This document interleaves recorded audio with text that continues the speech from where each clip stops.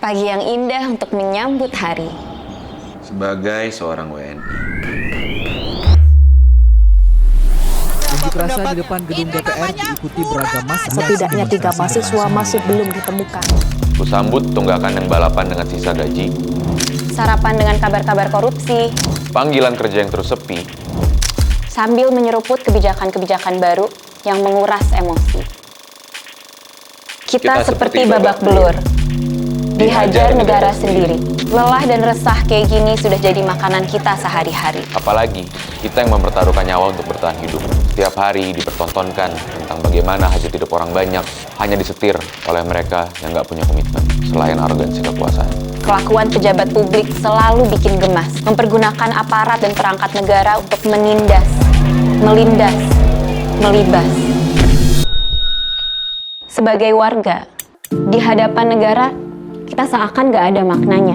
Kekuasaan ingin kita menyerah atau bahkan saling hajar. Tapi kita punya akal dan cinta. Kita berdaya. Dan amarah yang kita punya, pertanda kita masih mampu merasa. Maka, biarkan ia berpendar dan menyala. Karena satu yang harus kita rawat, keberpihakan pada keadilan.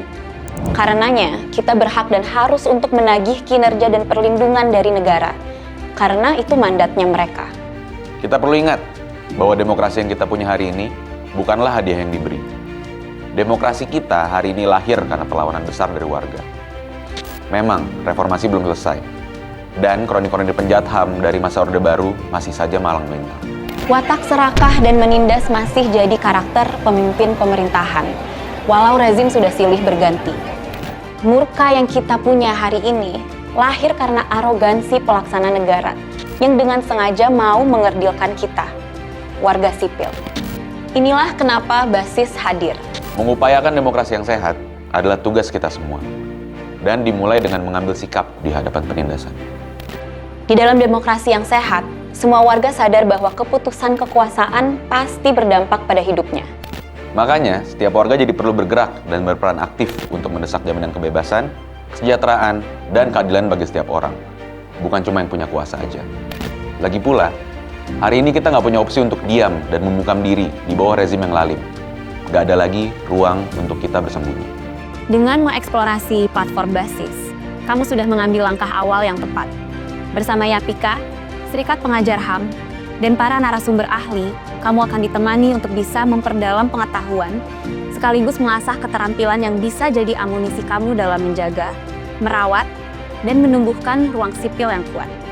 Ketujuh topik ini menjadi materi wajib untuk membantu kita dalam memahami pengalaman hidup dalam keluargaan sehari-hari dari lensa yang lebih kritis. Sehingga, upaya transformasi sosial yang kita idamkan justru tumbuh dari ruang-ruang komunitas terdekat kita. Kita perkuat demokrasi dari akarnya, sebuah komitmen kecil kita yang akan terus bergulir. Kita perlu sebelum bangga berpihakan pada keadilan Dan pergerakan warga.